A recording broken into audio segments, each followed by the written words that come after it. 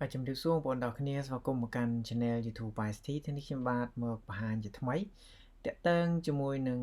របៀបដកกระดาษបញ្ជាក់បទពិសោធន៍ដែលយើងធ្លាប់ធ្វើការនៅក្នុងប្រទេសកូរ៉េกระดาษនេះគឺគេហៅថាខ្យងរ៉ុកចាំខ្ញុំបង្ហាញបងប្អូនទាំងគ្នាចាំខ្ញុំដាក់រូបឲ្យមើលกระดาษនេះគឺយើងអាចដកបានគឺវាមានប្រយោជន៍ឧបមាថាយើងចប់អាណត្តិត្រូវទៅខ្មែរអញ្ចឹងគឺយើងអាចធ្វើការប្រើกระดาษហ្នឹងដើម្បីបញ្ជាក់ថាយើងបានមកធ្វើការនៅក្នុងប្រទេសកូរ៉េធ្វើការរយៈពេលប្រមាណធ្វើការនៅកន្លែងណាខ្លះគឺគេនឹងដាក់បញ្ជាក់នៅក្នុងនោះឲ្យហើយកระดาษហ្នឹងគឺចេញដោយក្រសួងមិនមែនធម្មតាទេគឺกระดาษខាងក្រសួងគេអ្នកចេញឲ្យអញ្ចឹងគឺយើងអាចធ្វើការដកបានដើម្បីឧទាហរណ៍ថាយើងទៅខ្មែរឬក៏យើងទៅធ្វើការនៅកន្លែងណាហើយយើងចង់បង្ហាញថាយើងធ្លាប់បានធ្វើការនៅក្នុងប្រទេសកូរ៉េរយៈពេលប្រហែលឆ្នាំអញ្ចឹងគឺយើងយកกระดาษនឹងទៅបង្ហាញគេទៅវាជាផុសតាំងមួយដែរក្នុងការស្វែងរកការងារពេលដែលយើងទៅខ្មែរយើងចង់រកការងារជាមួយនឹងក្រុមហ៊ុនកូរ៉េដើម្បីអាចធ្វើការងារហើយយើងបង្ហាញគេទៅថាយើងធ្លាប់មានបទពិសោធន៍ធ្វើការនៅក្នុងប្រទេសកូរ៉េប្រហែលឆ្នាំហើយយើងធ្វើការនៅកន្លែងណាខ្លះអញ្ចឹងគឺខ្ញុំនឹងបង្ហាញពីរបៀបដកគឺយើងអាចធ្វើការដកបានដោយប្រើប្រាស់កុំព្យូទ័រទៀតហើយប្រិមិត្តអញ្ចឹងហើយគឺយើងត្រូវប្រើប្រាស់កុំព្យូទ័រយើងទូរស័ព្ទពិបាកដកប្រិមិត្តអញ្ចឹងហើយដូចខ្ញុំនិយាយរាល់ដងអញ្ចឹងគឺចង់ឲ្យប្រិមិត្តមានកុំព្យូទ័រម្នាក់មួយប្រើមកមិនបាច់ចាំល្អពេកគ្រាន់តែមួយល្មមអាចយើងប្រើប្រាស់អ៊ីនធឺណិតអីបានគឺយើងអាចធ្វើការដកឯកសារដកกระดาษឬក៏ចូលទៅកាន់ website ផ្សេងៗព្រោះថាពេលខ្លះយើងប្រើទូរស័ព្ទអត់កើតទេតើតម្រូវឲ្យយើងមានកុំព្យូទ័រអញ្ចឹងកុំឲ្យវែងឆ្ងាយគឺយើងចូលទៅកាន់ website មួយដែលមានឈ្មោះថា EPS Khoyong Kwanli គឺយើងវាយមក EPS Khoyong Kwanli ខ្ញុំដូចជាធ្លាប់មានប្រិមិត្តអញ្ចឹងគឺយើងវាយ EPS កុំព្យូទ័រខ្ញុំអត់សូវបកកែចុចអញ្ចឹងរៀងត្រូវមើលវាបន្តិចដែរណា EPS Khoyong Kwanli នេះប្រិមិត្តគឺនេះ EPS Khoyong Kwanli គឺយើងចូលមកកាន់វាមកចាំតិចខ្ញុំចូលសិននេះគឺវាដាក់ថា EPS Khoyong Kwanli Khoyong 24អញ្ចឹងគឺយើងចូលមកចាំតិចខ្ញុំលុបអានេះសិនហើយបន្តមកទៀតប្រិមិត្តធ្វើការ login ចូលមិនថាយើងដាច់អាណត្តិទៅផ្ទះទេគឺយល់សំខាន់តែយើងមាន ID EPS Khoyong Kwanli ហើយមានwebsite ហ្នឹងគឺវាដាក់រួមគ្នាវាដាក់ថា EPS Khoyong Kwanli បូកជាមួយនឹង Khoyong 24អញ្ចឹង website ពីរហ្នឹងគឺវានៅជាមួយគ្នាអញ្ចឹងគឺយើងធ្វើការ login យើងចុចលើពាក្យថា login ហើយបន្តមកទៀតគឺយើងត្រូវមើលកន្លែងនេះយើងមើលកន្លែងនេះណា EPS Khoyong Kwanli ហើយបន្តមកយើងមើលមកក្នុង My Page ហើយបន្តមកទៀតគឺយើងត្រូវធ្វើការ login កន្លែងវាដាក់ថា Wecooking login ហ្នឹងគឺយើងចុចបញ្ចូលមកត្រូវ call ទៅក្រសួងអាហ្នឹង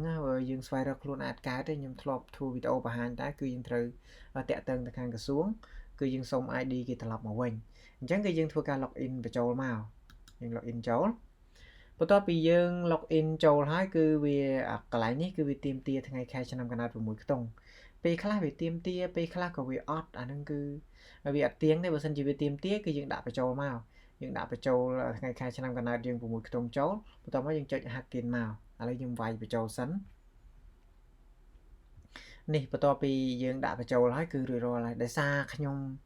ដូរវីសាមក E7 ហើយអញ្ចឹងគឺយើងអាចធ្វើការដកបានឧបមាថាយើងពីមុនប្រើ E9 អញ្ចឹងហើយយើងដូរវីសាទៅកាន់ E7 ឬក៏យើងទៅវីសាផ្សេងទៀតមិនថា F2 មិនថាអីទេគឺយល់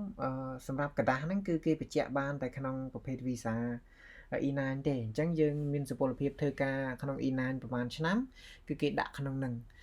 ពេលយើងដាច់អាណត្តិទៅផ្ទះក៏ចឹងដែរគឺគេដាក់នៅក្នុងនឹងរយៈពេលដែលយើងចាក់ចេញពីប្រទេសកូរ៉េហើយឬក៏មួយទៀតយើងដូរទៅប្រភេទវីសាផ្សេងគឺគេដាក់ត្រឹមតែសុពលភាព E9 នោះទេអញ្ចឹងហើយគឺយើងអាចធ្វើការដកបានឥឡូវយើងត្រូវចុចគឺយើងចុចកន្លែងនេះយើងមើលកន្លែងនេះមកប្រិមិត្តយើងមើលកន្លែងនេះយើងឃើញពាក្យថានេះយើងចំណាំមើលនេះវាដាក់ថាខ្យងរ៉ុកជឹងញ៉ងសផាល់គឹមស៊ីនឆង់អញ្ចឹងគឺយើងចុចលើវាមកយើងចំណាំអក្សរខ្យងរ៉ុកជឹងញ៉ងសផាល់គឹមស៊ីនឆង់អាហ្នឹងបើនៅក្នុងទូរស័ព្ទវាអត់ចេញអញ្ចឹងទេអញ្ចឹងគឺយើងត្រូវប្រើប្រាស់កុំព្យូទ័រយើងចុចលើវាមកនេះបន្តមកទៀតកន្លែងនេះគឺជាឈ្មោះរបស់យើងហើយជាអានេះលេខប៉ាសពតហើយសញ្ជាតិ អានេះគឺយើងពពេញថែមខ្លះដែរប្រិមិត្តគឺយើងត្រូវពពេញថែមខ្លះដែរគឺយើងពពេញលេខទូរស័ព្ទដៃនៅក្នុងប្រទេសកំណើតហើយបន្តមក Gmail ហ្នឹងយើងដាក់ទៀតក៏បានយើងមិនចាំបាច់ដាក់ទៀតក៏បានដែរអត់សំខាន់ទេហើយកន្លែងនេះគឺជាកន្លែងការងារដែលខ្ញុំធ្លាប់បានធ្វើអញ្ចឹងគឺពីមុនខ្ញុំធ្វើនៅ Hyundai ហ្នឹងទៅអញ្ចឹងគឺវាដាក់បញ្ចូលនៅកន្លែងហ្នឹងហើយបន្តមកទៀតកន្លែងនេះយើងមើលដាក់ថាថ្ងៃចុះឈ្មោះគឺវាដាក់ថ្ងៃដែលយើងចូលហ្នឹងថ្ងៃដែលយើងចូលហ្នឹងគឺយើងវាយើងចូលថ្ងៃណាយើងចូលម្ដងថ្ងៃណាគឺវាដាក់ថ្ងៃហ្នឹងអញ្ចឹងគឺវាចេញបែបហ្នឹងហើយបន្តមកទៀតគេសួរថាគោលបំណងនៃការធ្វើវិញ្ញាបនបត្របញ្ជាក់ហ្នឹងយើងធ្វើដើម្បីអីអញ្ចឹងគឺយើងដាក់សរសេរទៅយើងដាក់ជាភាសាខ្មែរក៏បានដាក់ជាភាសាកូរ៉េក៏បានយើងដាក់ថាទុកប្រើប្រាស់ពេលត្រឡប់ទៅស្រុកកំណើតអីចឹងទៅណាស្អាតតែយើងដាក់អាកន្លែងហ្នឹងណាបន្ទាប់ពីយើងដាក់រួចរាល់ហើយបន្ទាប់ពីយើងដាក់រួចរាល់ប្រិមិត្តយើងអាកន្លែងខាងលើនេះអាកន្លែងខាងលើហ្នឹងគឺយើងដាក់ក៏បានមិនដាក់ក៏បានលេខទូរស័ព្ទនៅប្រទេសកំណើតណាយើងដាក់ក៏បានមិនដាក់ក៏បានព្រោះវាអត់មានចេញសញ្ញាផ្កាយទេវាអត់មានចេញសញ្ញាផ្កាយឲ្យយើងដាក់តែបើអាប្រភេទនេះអានេះហ្នឹងផ្កាយហ្នឹ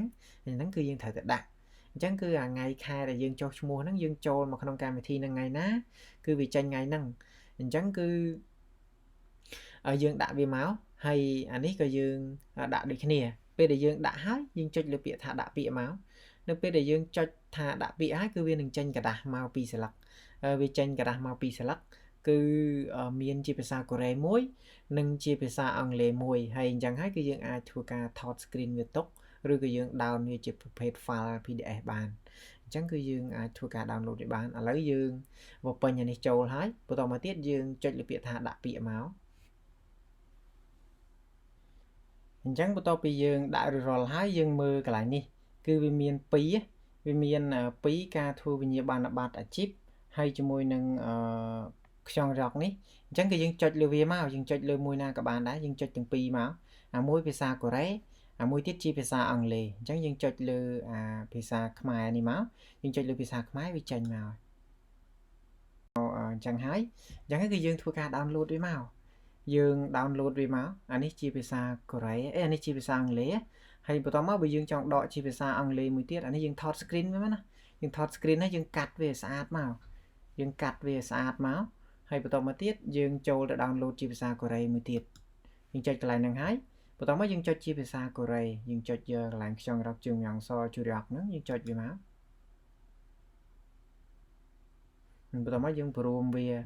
ឲ្យតូចទៅជា 50% មកដើម្បីវាតូចស្រួលយើង screenshot បន្តមកយើងថត screen មកយើងកាត់វាស្អាតមកហើយបន្តមកយើងយកទៅកន្លែង print ហើយយើងដាក់ស៊ុំវាស្អាតមក